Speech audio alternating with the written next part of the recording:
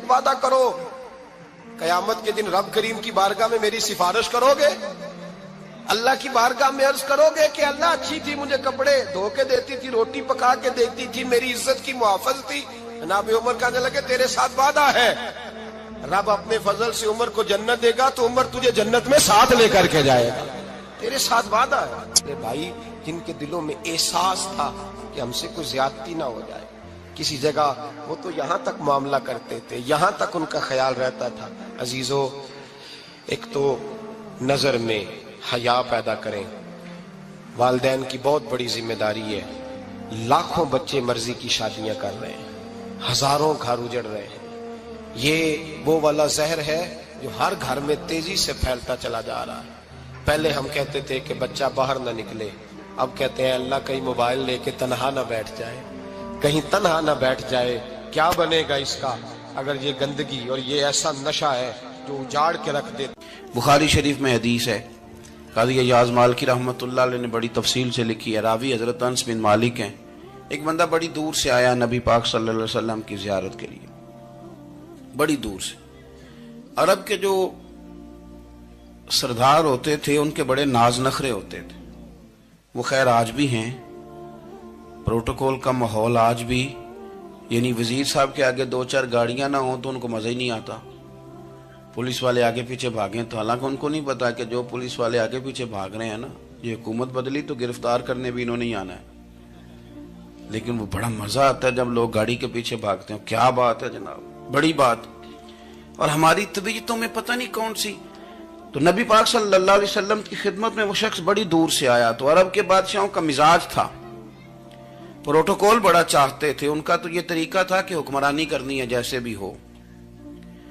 اگر کسی غلام نے دھوپ میں بندھا رہ گیا, اونٹ اور چھاؤں میں نہیں باندھا تو درے مارتے تھے, اور اگر اس نے کھول کے باندھ دیا تو پھر بھی مارتے تھے. کہتے تھے اتنا سیانہ ہو گیا تو انہیں پوچھا ہی نہیں, خود بخود ہی باندھ دیا. وہ شخص حضور کی بارگاہ میں آیا اور بہت سارے لوگوں کے پاس کیونکہ وہ جاتا تھا اپنے سربراہ کا پیغام لے کے, تو وہ کانپ رہا ہے جب حضور کی بارگاہ میں گیا, ڈر رہا ہے. اب ذرا بات کو سمجھنا, نبی پاک صلی اللہ علیہ وسلم نے اس سے فرمایا کیوں ڈرتے ہو, سادہ آدمی ہے, دیہاتی ہے, بدو ہے. اللہ کے رسول نے تھپ کی دی, کیوں ڈرتے ہو؟ تو کہتے ہیں حضور مجھے آداب نہیں آتے اور مجھے ڈر آتا ہے, کوئی بات اگر ایسی ہو گئی, آپ مدینے کی حکومت کے سربراہ ہیں, تو کہیں آپ ناراض نہ ہو جائیں. حضرت انس بن مالک فرماتے ہیں بات کہاں کی تھی, پہنچ کہاں گئی. جب اس نے یہ کہا نا کہ آپ تو حکومت کے سربراہ ہیں, کہیں کوئی غلطی نہ مجھ سے ہو جائے, تو نبی پاک کی آنکھوں میں آنسو آ گئے. حضور رونے لگے اور نبی پاک صلی اللہ علیہ وسلم فرمانے لگے نہ بھائی, تو کسی حکومت کے سربراہ کے پاس نہیں آیا, نہ تو اس بیٹے کے پاس آیا ہے جس کی ماں گوشت کے خشک ٹکڑے کھا کے بھی گزارا کر لے. میں تو ایک غریب ماں کا بیٹا ہوں.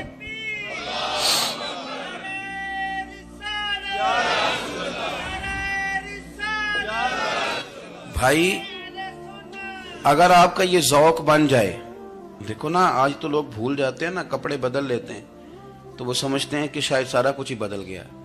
یعنی گاؤں سے آ کر پڑھنے والے بھول ہی گئے ہیں کہ کس کی ماں نے کتنا زیور بیچا. لوگ بھول جاتے ہیں چیزوں کو. اپنے ماضی کو یاد رکھیں, آپ لوگوں کے ساتھ پیار کریں, آپ لوگوں کو موقع دیں, آپ تھوڑی سی اور کوشش کریں اس شخص تک جانے کی جو آپ کو مایوس نظر آ رہا ہے, پریشان نظر آ رہا ہے. یہ ہمیں میلاد والے محبوب صلی اللہ علیہ وسلم نے درس دیا. ایک اور پہلو, حضور سید عالم صلی اللہ علیہ وسلم نے, ہمارے ہاں نا ابھی بھی برادری کی تقسیم ہے, ابھی بھی, اور کچھ میں نے ایسے کمزور لوگ بھی دیکھے. یہ اس طرح کی حرکتیں ہارے ہوئے لوگ کرتے ہیں, ہارے ہوئے لوگ جو اپنے آپ کو سمجھتے ہیں کہ میں کوئی بڑا آدمی ہوں. بڑا آدمی تو اپنے اخلاق سے ہوتا ہے, اپنے کردار سے ہوتا ہے, اپنی سخاوت سے ہوتا ہے, لوگوں سے پیار کرنے سے ہوتا ہے. باقی یہ کہ بیٹھ کے کہانی سنانا کہ میں بڑا کچھ کرتا ہوں, تو جو کچھ کرتا ہوتا ہے اسے سنانے کی کوئی ضرورت. ایک اور بہت سارے لوگ آپ تعزیت کرنے جائیں نا والد کے انتقال کے بعد, تو ان بیچاروں کو بتانا پڑتا ہے کہ ابا جی میرے بغیر دوائی نہیں کھاتے تھے. تو میں کہتا ہوں اگر تیرے بغیر نہیں کھاتے تھے پھر بتانے کی ضرورت نہیں, پھر تو سارے گاؤں کو پتا ہوگا کہ تیرے بغیر نہیں کھاتے تھے. اور اگر کوئی دال میں کالا ہے تو پھر تیری وضاحت کوئی بندہ قبول نہیں کرے گا. تو آپ کو بتانا کیوں پڑ رہا ہے؟ اور آپ بار بار اس بات کا ذکر کیوں کر رہے ہیں کہ ہم بہت بڑے قبیلے کے ہیں؟ صاحب اگر آپ بڑے قبیلے کے ہیں تو پتہ ہوگا سارے علاقے کو آپ کتنا لوگوں کا خیال کرتے ہیں، آپ کس قدر محبت کرتے ہیں، آپ کا انداز کریمانہ کس طرح کا، پھر آپ کو بتانے کی کوئی ضرورت نہیں ہوتی، پھر خود بخود خبر ہوتی ہے۔ حضرت سیدنا ابو ذر غفاری رضی اللہ تعالیٰ عنہ، قبیلہ بنو غفار ایک بڑی شاخ تھی قبیلوں میں سے، جو لوگ اس زمانے میں مالدار قبیلوں سے تعلق رکھتے تھے ان میں سے ایک بڑا نام تھا۔ ساری زندگی چودراہٹ کی، لیکن میلاد ایک انقلاب کا نام ہے۔ میں میلاد منانے والے دوستوں سے گزارش کرتا ہوں کہ آپ ہر سال میلاد منائیں، اور ہر سال میلاد کے بعد آپ تھوڑے بدل بھی جائیں، یعنی تھوڑے سے بدل جائیں۔ کچھ لوگ کہیں یار یہ داڑھی میں نے نا 12 ربیع الاول والے دن رکھی تھی، یہ میری میلاد والی داڑھی ہے، اور داڑھی رکھیں بھی نبی پاک کی مرضی کی۔ کس کی مرضی کی؟ نہ ناراض ہو جائے جی میں ٹور چلا، بس کس مرضی کی جی؟ اپنی مرضی کے نہیں۔ داڑھی کا وزن کو نہیں ہوتا کہ پوری مٹھی رکھیں گے تو آپ کو کوئی دقت ہوگی، کوئی وزن نہیں، پوری رکھیں، جو حضور کا طریقہ مبارکہ ہے جو ہمیں ملتا ہے اس پر آپ توجہ فرمائیں۔ تو میں جو بات عرض کرنے جا رہا ہوں وہ میلاد انقلاب ہے۔ حضور سید عالم صلی اللہ علیہ وسلم کی بارگاہ میں آنے سے پہلے لوگ کچھ اور ہوتے تھے، اور یہاں سے ہو کے جاتے تھے تو پھر ان میں تبدیلی آتی تھی۔ میں سارا دن کرامتیں سناؤں نا کسی کو اپنے پیر صاحب کی اور اپنے گھر میں بھی کہ میرے حضرت بڑے، میرے استاد بڑے، لیکن بیوی کے ساتھ اگر میں ترش لہجے میں بات کروں گا تو وہ کہے گی اے سکھاندے نے تینوں پیر صاحب، دوست کہیں گے یہ سکھاتے ہیں آپ، تو آپ کی کہانیاں نہیں چلتی، آپ کا کردار چلتا ہے۔ حضرت ابو ذر غفاری رضی اللہ تعالیٰ عنہ فرماتے ہیں چونکہ میں چودھری تھا، سیدنا بلال حبشی رضی اللہ تعالیٰ عنہ کے پاس میں بیٹھا تھا، کسی بات میں بات آگے بڑھی اور بڑھتے بڑھتے بات شکرنجی تک چلی گئی، رائے کے اختلاف نے باتوں میں تلخی پیدا کر دی، اور جب تھوڑے لفظ اور تیز ہوئے تو میں نے انہیں کہہ دیا چپ کر، تو ابشن کا بیٹا ہے۔ کس کے بیٹے تھے حضرت بلال؟ کہتے ہیں جب انہوں نے مجھے کہا تو میرا دل بڑا ٹوٹا، لیکن میں نے ارادہ کیا کہ میں نے حضور کی بارگاہ میں نہیں عرض کرنی، اب ہر بات کی ہم حضور کی بارگاہ میں شکایت کریں۔ لیکن میں جا کے مسجد میں بیٹھا اور جب سرکار آئے نا، ارادہ نہیں تھا کہ عرض کروں گا، لیکن حضور کا چہرہ دیکھا تو دکھ میرا خود ہی تازہ ہو گیا۔ رونے کا بھی تو تب ہی مزہ آتا ہے نا کوئی اپنا ملے تو۔ فرماتے ہیں کہ میرے آنسو نا بغیر اختیار کے چھلک پڑے اور میں کھل کے روئے، کھل کے۔ قربان جاؤں محبوب کے بھی حضور نے پاس نہیں بلایا، بلکہ نبی پاک اٹھ کے خود میرے پاس آئے اور مجھے کندھوں سے پکڑ کے سینے سے لگایا، اور جب میں کھل کے رو لیا تو حضور میرے آنسو پوچھنے لگے۔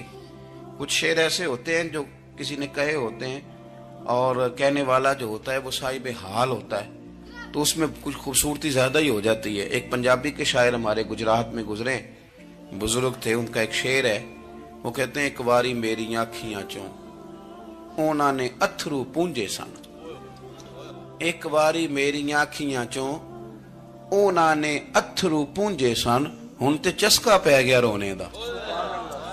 ایک باری میری آنکھیاں چوں اونا نے اتھرو پونجے سن، ہن تے چسکا پہ گیا رونے دا، تے ہر ویلے آہو زاری دا۔ تو میں روز رونے لگا ہوں، مزہ ہی بڑا آیا ہے جب سے محبوب نے چپ کرانا شروع کیا۔